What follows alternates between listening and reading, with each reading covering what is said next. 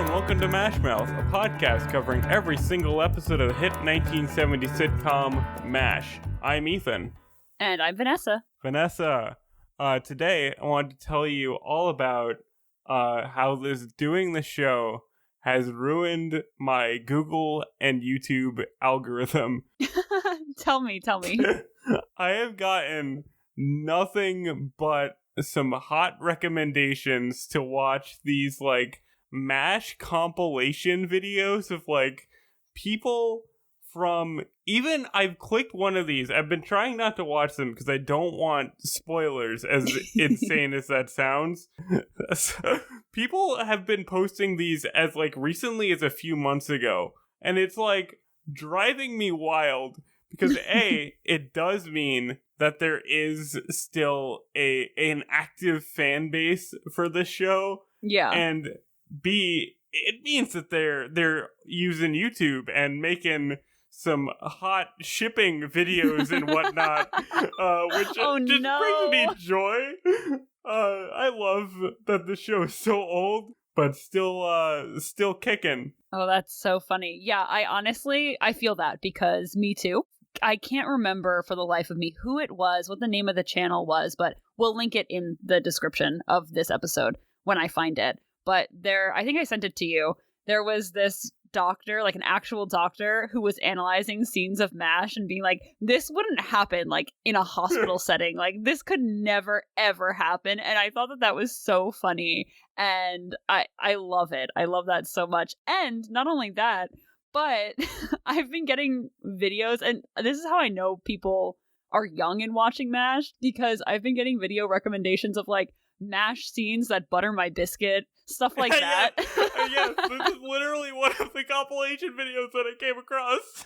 Oh my god, it is so funny, and I'm trying not to click on them too, because I'm trying not to watch the show out of order anymore. And I'm just recalling all of these scenes. I don't want to get them messed up in my head, but I have been watching them, I'm not gonna lie. You know me, I've been watching just a lot of animated stuff lately. And when you watch that just on YouTube, you get a lot of those fandom compilations. Yeah. So it's the same energy that these 15, 16-year-old kids are putting into making weird edits to cartoon episodes yeah. to doing MASH, and I think it's so funny, and I hope that it never dies. Shout out to this really great video essay on MASH by the channel Ladyknightthebrave, great content creator. Very good video if you're looking for some MASH video content. I love that video. That video is what introduced me to her channel, and I think that all of her stuff is great. Yeah, we should link her video too. She I watch that video all the time. So amazing. It's so very good. It makes me feel things. So do you want to get into this episode? Yes, I would like to get into this episode. I really like this one. This one was very cute for me. This episode is called Love Story, and Radar receives a Dear John letter from his fiancée that he apparently had the whole time, telling him that she's dumping him. Radar is quick to recover when a new nurse, Lieutenant Anderson, arrives at the unit, and Radar is immediately smitten. But it wouldn't be an episode of MASH if Margaret and Frank weren't immediately trying to ruin everyone's good time. Vanessa, what did you think of this episode? So I really enjoyed this episode. It was very actually reminiscent of last week's episode that we recorded. I was going to mention that. Yeah, I mean, we'll get into it a little bit, but I was like, did they just really recycle this part of the storyline again where they're trying to get people to go on dates with somebody, pity dates? I was like, really? Again? So last week, I said that this episode would work a lot better if it was Radar going on the date with, I forget her name, the girl in that episode. Oh, Eddie. Edwina, I'm sorry. The title episode. Literally the title of the episode. But last week I said that it would work better with Radar being the one instead of Hawkeye. And then this week is all about Radar developing romance. And I was like, okay, so this is last week's episode, but kind of redeemed, kind of done properly. And it's much cuter. and I really liked it. And I also really like how this one is just called Love Story. It's a very early run title to call your episode. It's just like, it's Love Story. I don't know. Leave me alone. Like, it's not complicated. It's like, whatever. Disclosure, I guess. Every MASH episode I look up on Wikipedia, and apparently our finest resource engine. This should be in our trivia section, but I don't really have a trivia section. Again, spoiler for this episode. But apparently that's a title of a movie that came out the same year that the MASH movie came out. And they kind of just, it was like an Inception-y kind of It's a thing. reference, not just a very basic title. Yeah. But I really liked this episode too. I thought that I did think that even like the pity date stuff kind of worked better. I guess we should kind of get into why it was Hawkeye and Trapper were trying to get these nurses to go on pity dates with Radar. So you had said that Radar received a Dear John letter, but we realized that it's not really a Dear John letter. It's a Dear John recording, and they mentioned that in the episode. Is insane. Like, okay, so Radar is feeling down in the dumps, and they don't know why, and like he even screwed up his paperwork. And Frank, at one point, like early on, before they know that it's because he got dumped, was like, oh, well, he's just like gold bricking. He's like trying to get out of the army. He's trying not to do his work. And immediately I was like, it's Radar, my man. Like, he's the glue that keeps this ship together. Yeah. He gave him no credit at all. And I thought that was like even too far for Frank Bird to be like, Radar's not pulling his weight around here. Meanwhile, like, if Radar was gone for a week, the entire camp would collapse. Yeah, I thought that was very unfair of Frank, but Frank's an unfair person, so we hate him in this episode. So Radar receives this physical vinyl record of his fiance, again, that he apparently just had this entire time. The entire time. Yeah, and it's her breaking up with him. And you hear the guy who she's breaking up with Radar for also on the recording. So apparently they just all know each other. And of course, Radar's supposed to be like right out of high school. 19. Yeah. So apparently, like, you can infer that it's all these people that Radar knows. He lives in a small town, etc., etc. And so he's really just really sad and really upset about it. And it was so upsetting to see. I was like, oh, poor Radar. First of all, can you imagine getting a breakup letter or whatever from your significant other on a physical 16-inch vinyl record?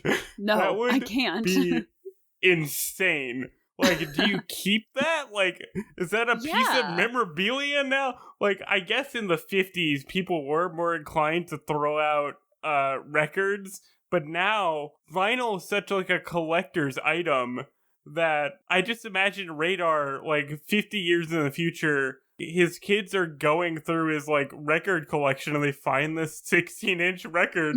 They're like, oh, what's this, Grandpa? Or his kids, whatever.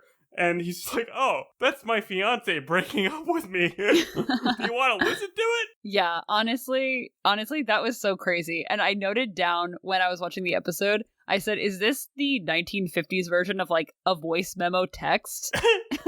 Because that's really what it felt like to me. I think it's because he's in the army. Like, instead of sending him a telegram or something, they sent him a vinyl record. I guess so we could hear the fiance, like, that kind of thing. But still, it was insane to me. Also, his fiance calls him Radar on the recording, which I thought was very funny, because it implies that that's just his nickname from high school. Like, not something that, like, was discovered on base or on camp or anything. They've just been calling him Radar his entire life. Yeah, I actually missed that. That is really funny. I didn't even register that his girlfriend from back home, like in high school, would be calling him Radar. That's actually really, really funny. I'm sure it's something that they didn't think about, like, just writing the episode. They're not gonna, like, they could have called him Walter, because I believe that's his real name, but it's just funny to think about. his nickname, following him for the entirety of his life. So what do Trapper and Hawkeye do, of course, but to try to get his mind off of this heartbreak that he has? And they are trying to get the nurses now to go on a pity date with Radar, which, if everyone remembers, last week's episode was the nurses trying to get the doctors to go on a pity date with one of their friends who was a nurse. And I was, like I said, I was like, why? Why this again? Well, this one worked so much better because, A, it wasn't like this crazy sexist thing. Like, nobody went on a sex strike this one. They were just like, hey, please, Radar's a nice guy. Like, he's a cute little man. You'll have a good time with him. Yeah, it was definitely less egregious than the previous episode. It wasn't like kind of gross, but I thought it was still a little mean. It was a little like weird to see it back to back. Yeah, not only that, but then still, like, it was still mean to pressure people to go on pity dates with someone. That's a hill I will absolutely die on. And not only that, but then of course Hawkeye is trying to get these nurses that he is also smitten with, to go on these dates with Radar, and then he ends up like seducing them. Oh, he's like, oh, Radar will do this and tell you all these wonderful things, and then he just starts making out with her, and she's like, what about Radar? He's like, oh, Radar who? Like, that bit worked for me. That was a good bit of Hawkeye charm that really was quite funny. Yeah, I thought this was actually pretty cute that they were trying to do it, because it really wasn't as mean-spirited, I feel, as last week's episode. It was less mean because they were just trying to help their friend out, and they weren't trying to pressure anybody, so it was, like, cool. Yeah, but then we get the introduction of Lieutenant Anderson, who is adorable, by the way. Oh my gosh, she was so cute. She was just a little redhead again. Yes, we have an infatuation with redheads, obviously. So she shows up with another nurse who is apparently either just visiting to help out or is going to be there permanently. We don't really get why they're there. But as soon as she comes, Radar is helping her with her bags and sees her and is just like absolutely right off the bat just sees her and falls in love. It's the cutest thing. And I thought that Gary Berghoff was so adorable in this scene where he was like so infatuated with her from the moment he saw her. Yeah, I really liked Radar and Gary Berghoff's performance in this episode. This was our first, like, real kind of highlight of his character. Yeah. And that he is just kind of a sweet little guy, and he just means well, and he's very, like, innocent. Oh, it was just very nice that he just immediately is like, love that girl. And I love that the conflict for their romance isn't like that she's too beautiful for him or anything. Like, it's that he has to act smarter than he is because she's really smart. And I thought that was very, like, cute and funny and very, like, genuine.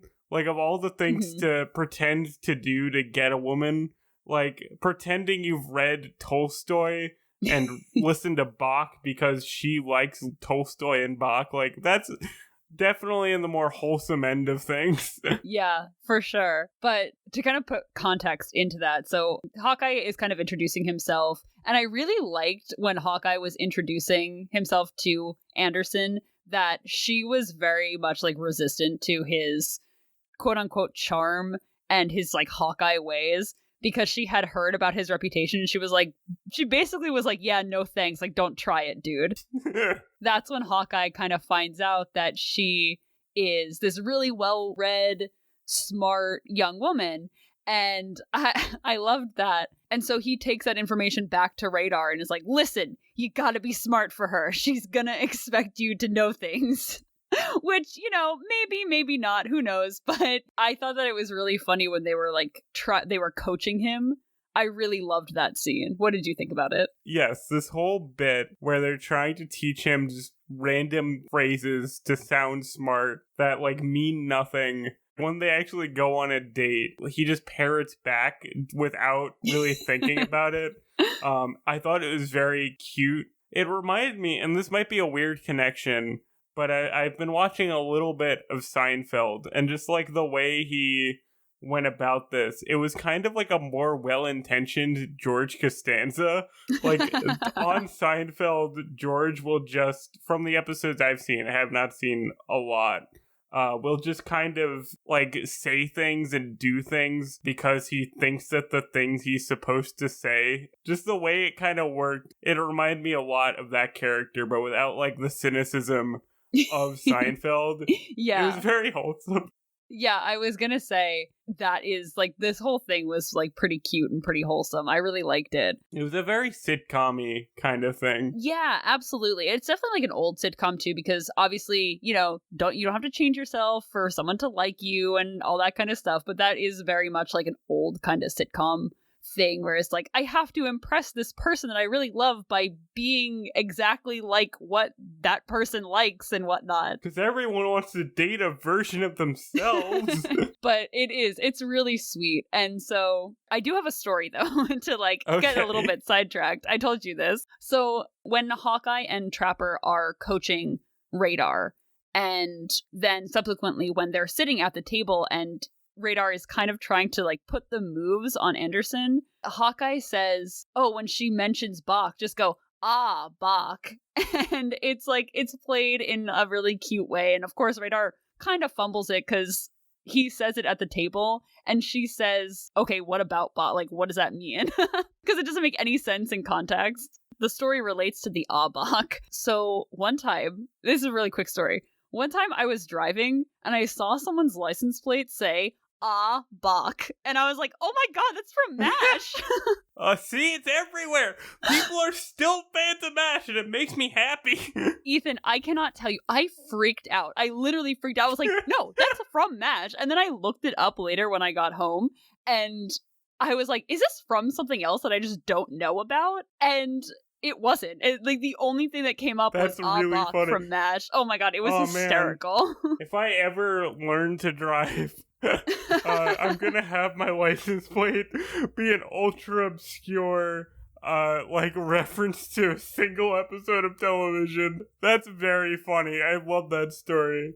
And I just loved the way he put his hand up and it's like, like it was so just cute. Completely not even registering what it like. It doesn't even seem like he knows who Bach is. Yeah, he's just like, that's the thing I'm supposed to. Again, very very George Costanza-y, but like nice and like well-meaning. Yeah, it was so cute. I loved it. And what I really loved also in this scene, I thought Gary Berghoff's acting was fantastic in this, where he's tripping over his words and he's stuttering a little bit and it came off so genuine, as if like he really felt like Radar just really nervous in front of this really cute girl that he likes. I loved that so much. I applaud Gary Berghoff. Very good because you could easily do this and have it feel like, I don't want to say cringy, but I don't know any other word, but it could easily feel like just uncomfortable.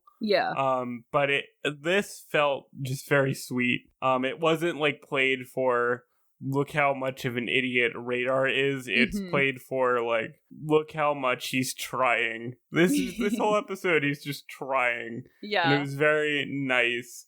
But I guess unless you have something else to say about this little moment, we should also talk about kind of the thing that becomes the rest of the episode, which is Frank and Margaret, mainly Margaret, trying to interfere with this budding romance. We can definitely get into that because I was so irritated at this plot line. Although I liked it better than other ones, I was like, why?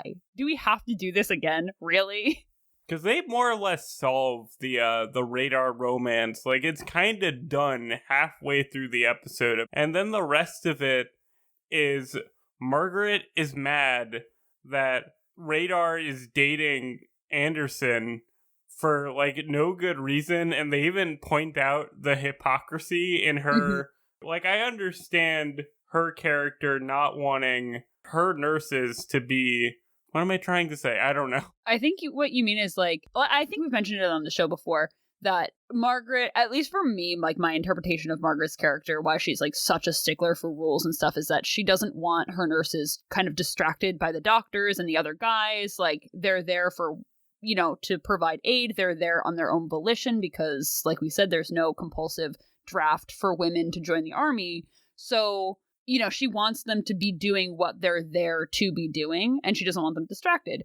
But meanwhile, that's a very generous interpretation of like early Margaret, I feel. But this is just like straight up hypocrisy, because she goes to Henry and she says, look, like, Radar's an enlisted man and Anderson is an officer, and there's army rules apparently that say that enlisted personnel and officers can't have relationships with each other. And it's like, okay, that's what you're gonna be mad about, really? Plus, not only that, she was like, she told Henry, she says, put an end to this affair. And it's like, okay, they had lunch together. Like, I really don't consider that an affair with two other people at the table.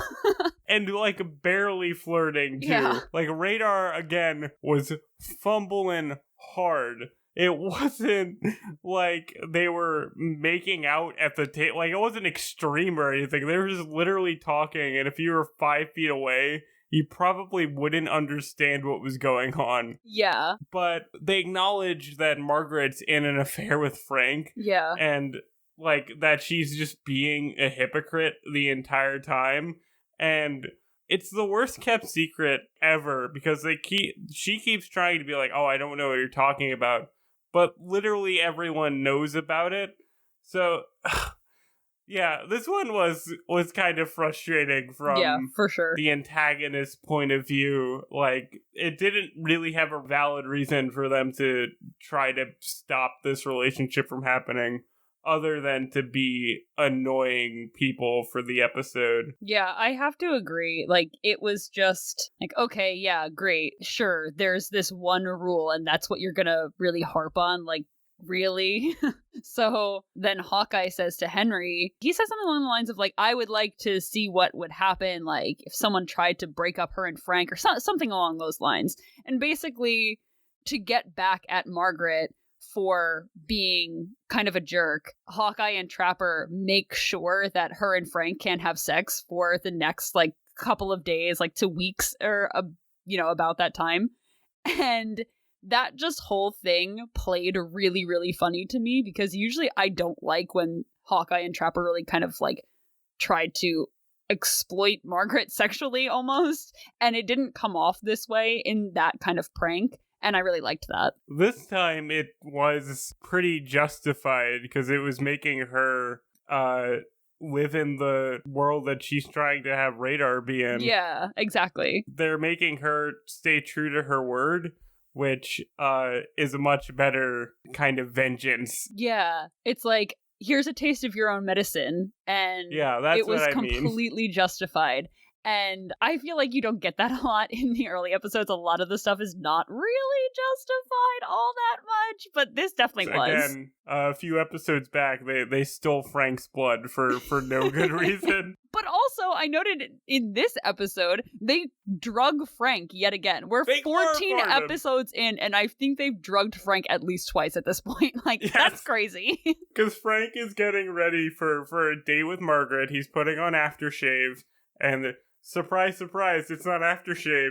It's chloroform. So he puts it on his face, he sniffs his fingers, and he's just like, oh no, and collapses. Mm-hmm. Because, why not? Why not just chloroform the guy?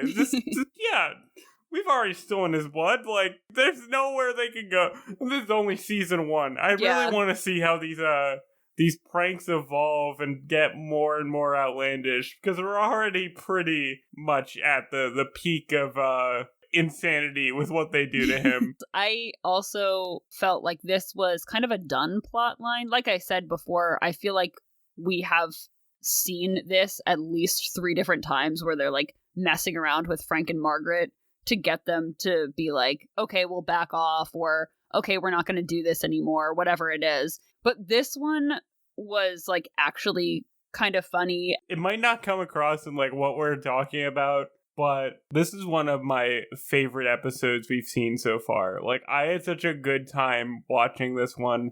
I laughed a lot. It felt funny and sweet and like very sitcom-y. Yeah. And on like a lot of episodes, there wasn't anything that I noticed that was like, maybe we shouldn't do that. Yeah, exactly. No, this one was pretty much all good.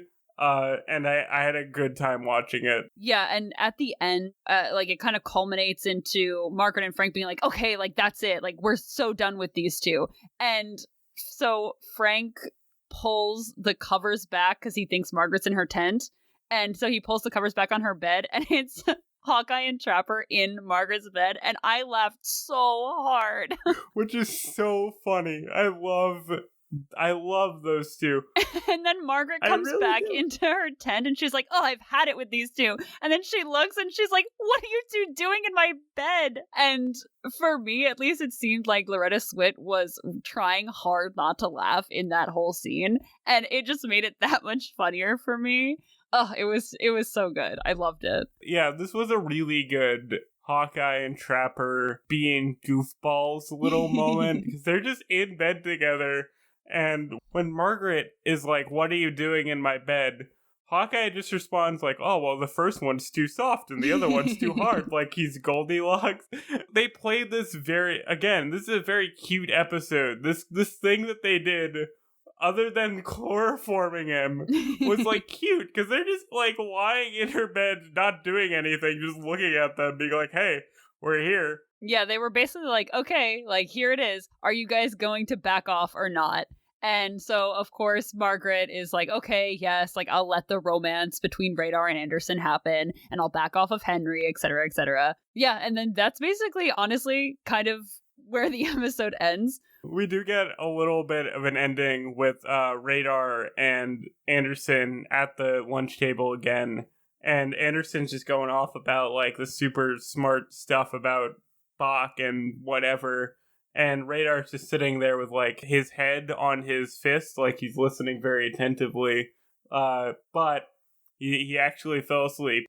I thought that was so cute because to me that showed that Anderson kind of knew that Radar didn't know what the heck she was talking about. Like she definitely saw through that whole thing, but she liked Radar's company so much that she was like, oh, well, like he's just a cute guy. Yeah. So I really liked that. This episode was so adorable. It's a very sweet episode. Talking about it, I definitely liked it more than when I watched it because I was still getting those vibes from last week's episode, I feel, with the whole like kind of like forced date thing. I was like, why are they doing this again? But I really enjoyed this more when we talked about it, actually. Yeah, again, last week did not work at all. This week was like the good version of last week. Yeah, I have to agree. Just pretty much in every way.